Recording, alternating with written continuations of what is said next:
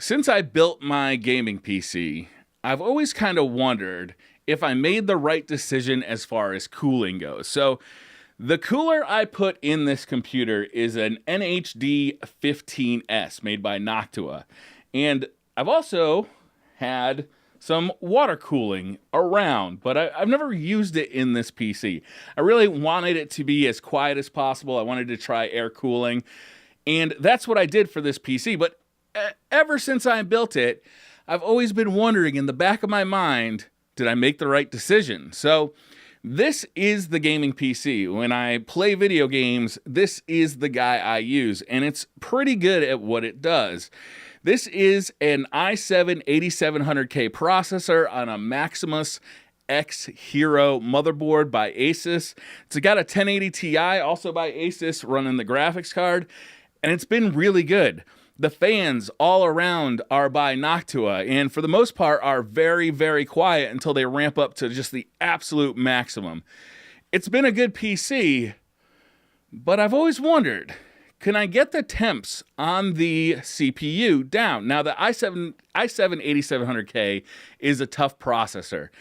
It's very hot. It's 6 cores. This one's overclocked to 5 gigahertz, and it just gets hot. So today, we're going to take a look. We're going to compare temps between the Noctua and the Corsair H115i AIO. It's a liquid cooler, all-in-one liquid cooler.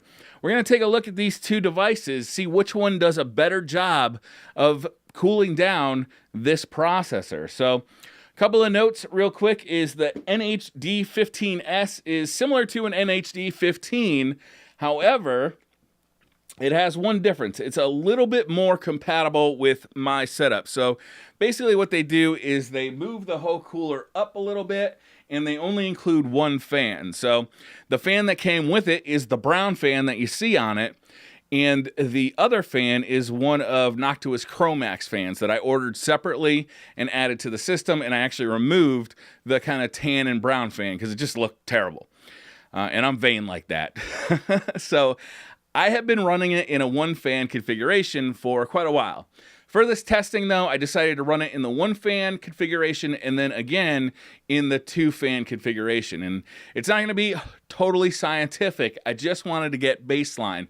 How good is this? So as far as the environment goes, it's 72 degrees in here for all the testing. Most of the testing has been about the same length. I did run the Noctua on both tests for about 15 minutes, but the Corsair I haven't run it yet, I'll run for about an hour or more. I want to see those temperatures stabilize. I want to actually see the water inside the radiator hit its maximum temperature and see where it sits after that. So I'll run the Corsair on a much longer test than what I ran the NH-D15S.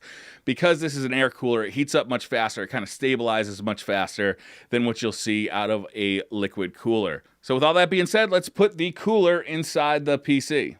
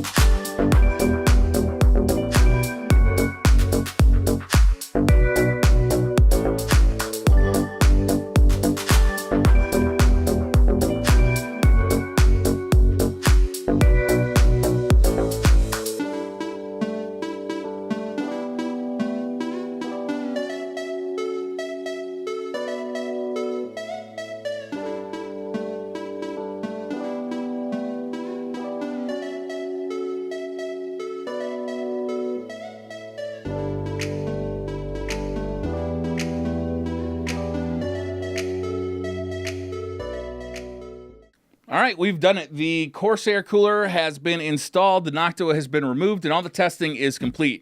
All the testing was done using I7-8700K because it's easy and it records temperatures for us easily. So I just went with I7-8700K. I did 3 tests. I did the Noctua with 1 fan installed. I did the Noctua again with 2 fans installed. And then finally, I did the Corsair 280mm all-in-one unit. And I did that one for about an hour. So the Noctua, actually the first Noctua test I did was only for about 15 minutes. The second one was for 20 minutes. And then the third one with the Corsair was for about an hour. The reason the Corsair one was so much longer was because the liquid in the liquid cooler, I wanted to give it time to stabilize in temperature. Using the Corsair software, I was able to see it do that. Also, with the Noctua cooler, I was able to just set all the fans to 100%. With the Corsair cooler, I used Corsair software, and they actually have a fan curve based on the water temperature. So I wanted to give the water time to hit the max temp it was going to hit. It ended up, I think, coming up at 37.7 degrees maximum, and then stabilized at that temp for about a half an hour. And then it ran the fans at basically 100% for that half hour. So let's take a look at these results. The Noctua with 1 fan installed, the max CPU temperature was 79 degrees. The max single core temperature was 96 degrees. Single core, there's 6 cores inside of this processor. The hottest that any single core got was 96 degrees. With 2 fans installed, the max CPU temperature, as measured by I7-8700K, was 78 degrees, 1 degree cooler, and the max core temp was 93 degrees, 3 degrees cooler. And then with the Corsair 280mm all-in-one liquid cooler, we got the stunning result of a max CPU temp of 79 degrees and a max core temp of 96 degrees. So basically, it didn't matter. It didn't matter if I was using 1 fan or 2 fans on the Noctua, and it didn't matter if I was using liquid cooling or air cooling. The simple fact is that the 8700K is a hot chip, and it's very difficult to take that heat off of the chip. The way the 8700K is constructed is there's basically the chip here, then there's a layer of thermal compound, and then there's the IHS, the heat spreader, the silver part of the chip that you see on the top of the chip. And then you have to put more thermal compound on top of that, and then your cooler can finally stick down on top of that. So between the cores, the actual processor, which you're trying to cool, in the cooler, the thing that's doing the cooling, there's just too many layers of stuff. This could be resolved by Intel if they used better thermal compound, or if they found a way to get the actual heat spreader closer to the actual chip, but they're just not doing that. They don't seem to be interested in doing that. So the solution is to delid the chip. And I was talking to Ryan from On Air PC this morning, and he's actually going to send me a delidding kit and some liquid metal to replace Intel's thermal compound with. So we're going to rerun this test, because what we learned today was that it doesn't really matter what cooler you put on the 8700K. Once you overclock it, you're really just limited to how fast you can get heat through the thermal compound and the IHS. It doesn't matter what cooler you're using, because the chip just won't let the heat out.